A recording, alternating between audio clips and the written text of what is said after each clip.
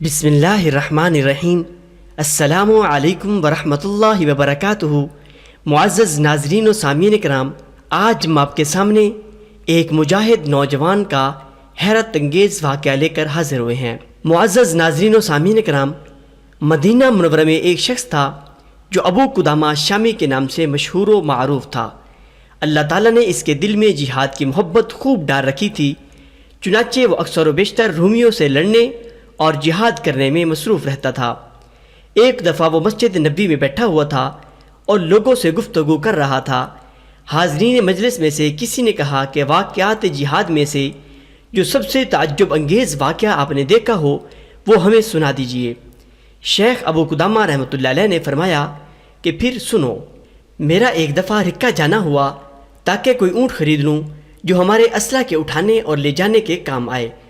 چنانچہ میں ایک دن دریائے فرات کے قریب رکہ نامی اس شہر میں بیٹھا ہوا تھا کہ اچانک ایک عورت آئی اور اس نے مجھ سے کہا کہ اے ابو قدامہ، میں نے آپ کے متعلق سنا ہے کہ آپ جہاد پر واعظ کہتے ہیں اور لوگوں کو جہاد کی ترغیب دیتے ہیں۔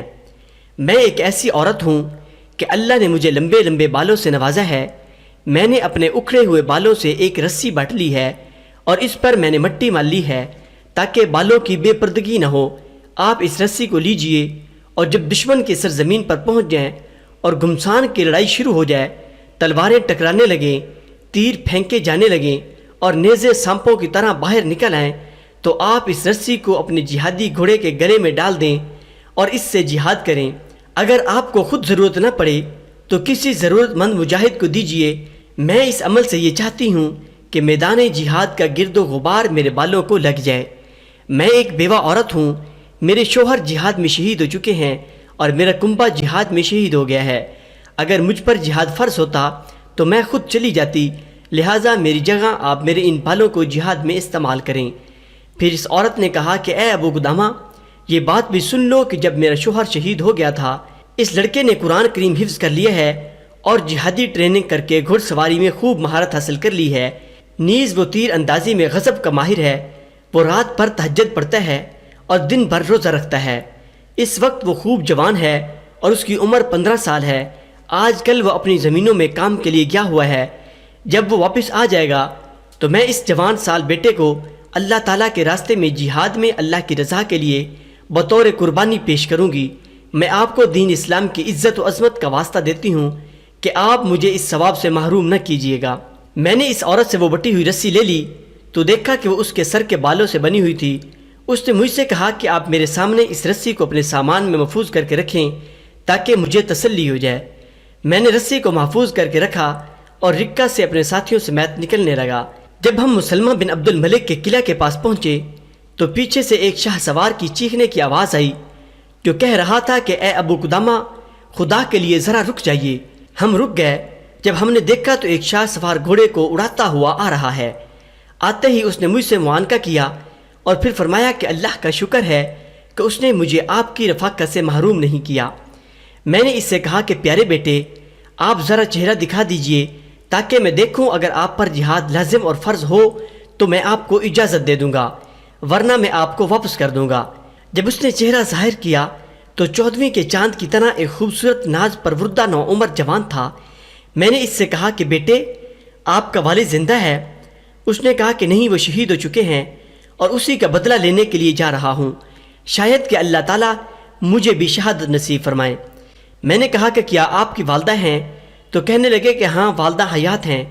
میں نے کہا کہ آپ جا کر اپنی والدہ سے اجازت لے لو، اگر اس نے اجازت دے دی تو ٹھیک، ورنہ آپ ان کے پاس ہی رہو، کیونکہ جنت ماں کے پاؤں تلے ہے۔ اس نوجوان نے کہا اے ابو قدامہ، کیا آپ مجھے نہیں جانتے ہیں؟ میں نے کہا کہ نہیں۔ کہنے لگا کہ میں تو اسی عورت کے بیٹا ہوں جس نے آپ کے پاس سر کے بال کی رسی رکھی ہے، آپ اتنی جلدی کیسے بھول گئے؟ میں انشاءاللہ شہید ابن شہید بنوں گا۔ میں اللہ تعالیٰ کے واسطہ سے آپ سے یہ درخواست کرتا ہوں کہ آپ مجھے اپنے ساتھ جہاد میں جانے سے نہ روکیں۔ میں کتاب اللہ کا حافظ ہوں اور سنت رسول اللہ صلی اللہ علیہ وسلم کا عالم ہوں۔ میں تیر اندازی اور گھڑ سواری کا اتنا ماہر ہوں کہ میرے علاقے میں میرا جیسا کوئی نہیں، لہٰذا آپ مجھے چھوٹا سمجھ کر نظر انداز نہ کریں۔ میری والدہ نے مجھے قسم کھلائی ہے کہ میں زندہ واپس نہ لوٹ کر آؤں۔ والدہ نے فرمایا ہے کہ اے میرے بیٹے، جب کفار سے مٹ بھیڑ ہو تو تم پشت نہ دکھانا، اللہ کے راستے میں اپنی جان اللہ کے حوالے کر دینا اور جنت میں اللہ تعالیٰ کے پڑوس اور پھر اپنے والد کے پڑوس کی دعا مانگنا۔ جب اللہ تعالیٰ نے تم کو شہادت نصیب کی تو تم میری شفاعت بھی کرنا، کیونکہ مجھے معلوم ہوا ہے کہ شہید اپنے خاندان کے 70 آدمیوں کی شفاعت کرے گا۔ یہ کہہ کر امی جان نے مجھے سینہ سے لگا لیا اور آسمان کی طرف نظر اٹھا کر اس طرح دعا مانگی، اے میرے مولا، اے میرے آقا، یہ میرا بیٹا ہے، میرے دل کا پھل اور میرے جسم کا پھول ہے، میں نے اس کو تیری خدمت میں پیش کر دیا ہے، اس کو قبول فرما لیجئے۔ شیخ ابو قدامہ رحمۃ اللہ علیہ فرماتے ہیں کہ میں نے جب اس لڑکے کی یہ گفتگو سنی تو میں بہت رویا، خاص کر اس وجہ سے کہ یہ نوعمر اور نہایت خوبصورت نوجوان تھا، اور اس وجہ سے بھی کہ اس کی والدہ کے دل پر کیا گزرے گی، اور اس کے صبر پر بھی رویا۔ اس لڑکے نے کہا کہ اے چچا جان، آپ کیوں رو رہے ہیں؟ اگر میری چھوٹی عمر پر رو رہی ہیں تو یاد رکھیے کہ مجھ سے چھوٹوں کو بھی اللہ تعالیٰ نافرمانی پر عذاب دیتا ہے۔ میں نے کہا کہ تیری والدہ کی وجہ سے رونا آتا ہے، وہ بیچاری تیرے بعد کیا کرے گی؟ خیر ہم آگے بڑھتے چلے گئے، رات کو سفر مکمل ہوا اور صبح روشن ہو گئی۔ لڑکا مسلسل اللہ کے ذکر میں لگا ہوا تھا۔ میں نے جب غور سے دیکھا تو یہ لڑکا سب سے زیادہ گھڑ سواری میں ماہر تھا اور سب سے زیادہ خدمت گزار بھی تھا۔ جتنا ہم دشمن کے قریب ہوتے جاتے تھے یہ لڑکا اتنا ہی چست بنتا جاتا تھا۔ دوسرے روز دن بھر سفر ہوا اور غروب آفتاب کے وقت ہم کفار کے علاقے میں پہنچ گئے۔ ہم نے وہیں پڑاؤ ڈال دیا۔ ہم سب روزے سے تھے، چنانچہ اس نوجوان لڑکے نے ہماری افطاری کا انتظام کیا۔ وہ افطاری کی تیاری میں لگا ہوا تھا کہ نیند اس پر غالب آئی اور وہ سو گیا۔ سوتے میں ہم نے دیکھا کہ وہ نوجوان مسکرا رہا ہے۔ میں نے ساتھیوں سے کہا کہ بھائیو ذرا دیکھو یہ نوجوان کیسے مسکرا رہا ہے۔ جب یہ لڑکا نیند سے بیدار ہوا تو میں نے اس سے کہا کہ پیارے بیٹے، ہم نے آپ کو ابھی ابھی ہنستے ہوئے دیکھا ہے، ذرا بتلائیے کیا وجہ تھی؟ تم نیند کی حالت میں کیسے ہنس رہے تھے؟ نوجوان نے کہا کہ میں نے ایک عجیب خواب دیکھا تھا، اس کی وجہ سے میں ہنسنے لگا تھا۔ خواب میں نے دیکھا کہ گویا میں ایک سرسبز و شاداب پرکشش باغیچہ میں ہوں، میں اس میں گھوم رہا تھا اور لطف اٹھا رہا تھا۔ اچانک میں نے وہاں ایک عالی شان محل دیکھا جو چاندی جواہرات اور موتیوں سے بنا ہوا تھا۔ اس کے دروازے سونے کے تھے اور اس پر سلیقے سے پردے آویزاں تھے۔ چنانچہ ان پردوں کو کچھ لڑکیوں نے دروازے سے ہٹایا۔ وہ لڑکیاں چاند کی طرح چمک رہی تھیں۔ جب انہوں نے مجھے دیکھا تو سب نے خوش آمدید کہا۔ میں نے خواب میں ایک کی طرف ہاتھ بڑھایا تو وہ کہنے لگی کہ جلدی نہ کیجیے، ابھی آپ کا وقت نہیں آیا۔ میں نے سنا کہ وہ آپس میں کہہ رہی تھیں کہ یہ نوجوان مرضیہ کا شوہر ہے۔ پھر انہوں نے مجھے کہا کہ آپ پر اللہ رحم کرے، ذرا آگے بڑھیے۔ میں کچھ آگے بڑھا تو کیا دیکھتا ہوں کہ اس محل میں ایک کمرہ ہے جو سب سے بلندی پر ہے اور خالص سونے کا بنا ہوا ہے، جس میں زبرجد کا بنا ہوا ایک سبز پلنگ بچھا ہوا ہے۔ اس کے پائے سفید چمکدار چاندی کے بنے ہوئے ہیں۔ اس پر ایک ایسی خوبصورت لڑکی بیٹھی ہوئی تھی جس کا چہرہ آفتاب کی طرح چمک رہا تھا۔ اگر اللہ تعالیٰ میری نگاہوں کی حفاظت نہ کرتا تو میری نگاہیں چلی جاتیں اور میری عقل سلب ہو جاتی۔ جب اس لڑکی نے مجھے دیکھا تو کہا مرحبا مرحبا، آئیے آئیے، خوش آمدید خوش آمدید۔ اے اللہ کے محبوب، آپ میرے لیے ہیں اور میں آپ کے لیے ہوں۔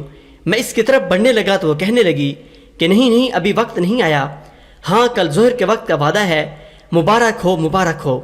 شیخ ابو قدامہ رحمۃ اللہ علیہ فرماتے ہیں کہ میں نے اس لڑکے سے کہا کہ آپ نے کیا اچھا خواب دیکھا ہے۔ رات بھر ہم اس نوجوان کے اس خواب پر تعجب کر رہے تھے۔ جب صبح ہوئی تو ہم سب گھوڑوں پر سوار ہوئے اور میدان کارزار کے لیے تیار ہوئے۔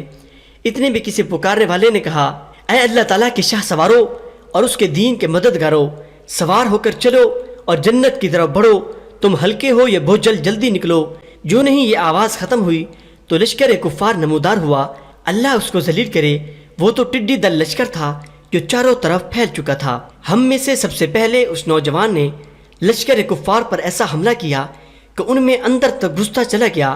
اس نے کفار کے جمگھٹے کو تتر بتر کر دیا اور بیچ میں جا کر لشکر کفار کو تہس نہس کر دیا۔ کئی بہادروں کو اس نے موت کے گھاٹ اتارا اور کئی کفار کو زمین پر پچھاڑ دیا۔ میں نے جب اس لڑکے کے اس طرح تابڑ توڑ حملوں کو دیکھا تو میں اس کے پاس گیا اور اس کے گھوڑے کی لگام کو پکڑ کر کہا، اے پیارے بیٹے، اب تم واپس ہو جاؤ، تم نو عمر ہو، جنگی چالوں کا زیادہ تجربہ بھی نہیں۔ اس نے کہا کہ اے چچا جان، کیا آپ نے قرآن کریم کی یہ آیت نہیں سنی؟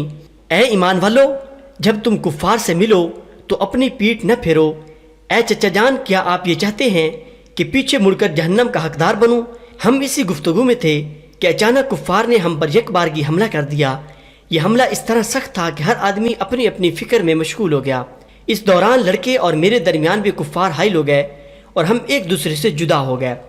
اس حملہ میں مسلمانوں کی بڑی تعداد شہید ہو گئی۔ جب جنگ رک گئی تو نہ زخمیوں کا حساب لگایا جا سکتا تھا اور نہ شہیدوں کا کوئی حساب تھا۔ میں اپنے گھوڑے سمیت شہداء کی لاشوں میں گھومنے لگا۔ ہر طرف لاشیں ہی لاشیں تھیں اور سیلاب کی طرح خون بہہ رہا تھا۔ شہداء کے چہرے خون اور غبار کی وجہ سے پہچانے نہیں جاتے تھے۔ میں گھوم ہی رہا تھا کہ اچانک ایک کو زمین پر پڑا ہوا دیکھا جو گھوڑوں کے سموں کے نیچے کچلا پڑا تھا اور اس کے چہرے اور جسم پر گرد و غبار لگا ہوا تھا، اور وہ اپنے آخری سانس میں یہ کہہ رہا تھا کہ اے مسلمانوں، خدا کے لیے میرے پاس میرے چچا ابو قدامہ کو بھیج دو۔ میں نے جب اس کی آواز سنی تو اس کے قریب آیا، دیکھا تو اپنے خون کے حوض میں الٹ پلٹ ہو رہا تھا۔ کثرت خون اور کثرت غبار اور گھوڑوں کے کچلے جانے کی وجہ سے میں اس کو نہیں پہچان سکتا تھا۔ میں نے اس سے کہا کہ ہاں میں ابو قدامہ ہوں۔ اس پر لڑکے نے کہا کہ چچا جان، رب کعبہ کی قسم، خواب کی تعبیر سچی نکلی۔ میں اس کے چہرے پر جھک گیا اور پیشانی پر بوسہ دیا اور اس کے چہرے سے مٹی اور خون اپنی چادر سے صاف کرنے لگا اور کہا کہ اے پیارے بیٹے، مجھے اپنی شفاعت میں قیامت کے روز نہ بھولنا۔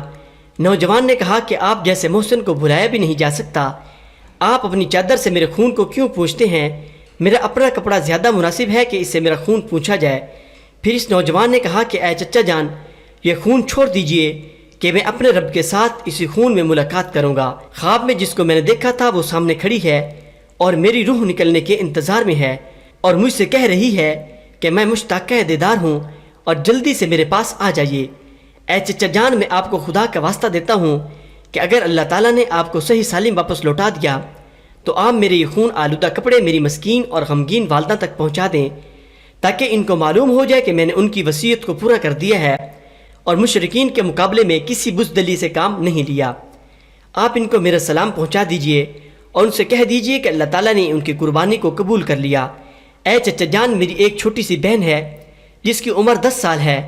میں جب بھی گھر سے باہر جاتا تو وہ مجھے رخصت کرتی اور جب بھی گھر پر آتا تو وہ سب سے پہلے مجھے ملتی اور سلام کرتی تھی۔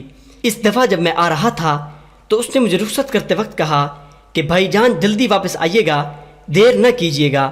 میری اس بہن سے جب آپ کی ملاقات ہو جائے تو اس سے میرا سلام کہیے گا اور پھر یہ کہنا کہ آپ کا بھائی جان کہتا ہے کہ خدا حافظ، قیامت میں ملاقات ہوگی۔ یہ کہہ کر اس نوجوان نے کلمہ شہادت پڑھا اور جان آفرین رب العالمین کے حوالہ کر دی۔ ہم نے اس کو انہی کپڑوں میں دفنا دیا اور واپس ہو گئے۔ اللہ تعالیٰ ان سے راضی ہو جائے۔ قصہ مختصر، جب ہم اس غزوہ سے فارغ ہو کر واپس رکہ پہنچے تو میں اس نوجوان کے گھر گیا۔ دیکھا تو اسی نوجوان کی طرح اس کی خوبصورت ننھی منی معصوم بہن دروازہ پر کھڑی ہے اور غزوہ سے واپس لوٹنے والوں سے پوچھ رہی ہے کہ میرے بھائی کو آپ لوگوں نے نہیں دیکھا؟ لوگ جواب دیتے کہ ہم ان کو نہیں جانتے ہیں۔ جب میں اس بچی کی طرف بڑھا تو وہ کہنے لگی کہ چچا جان آپ کہاں سے آئے ہیں؟ میں نے کہا کہ میں جہاد سے لوٹ کر آیا ہوں۔ وہ کہنے لگی کہ میرا بھائی لوٹ کر نہیں آیا۔ یہ کہہ کر وہ چیخ اٹھی اور کہا کہ سب لوگ آ گئے، میرا پیارا بھائی کیوں نہیں آیا؟ میں نے اس بچی کے رونے کو قابو کیا اور اس بچی سے کہا کہ اپنی امی جان کو جا کر کہہ دو دروازہ پر ابو قدامہ آیا ہے، ان سے بات کرو۔ میری اس گفتگو کو اس خاتون نے سن لیا تو وہ فوراً باہر آئی اور اس کے چہرے کا رنگ پھک ہو گیا تھا۔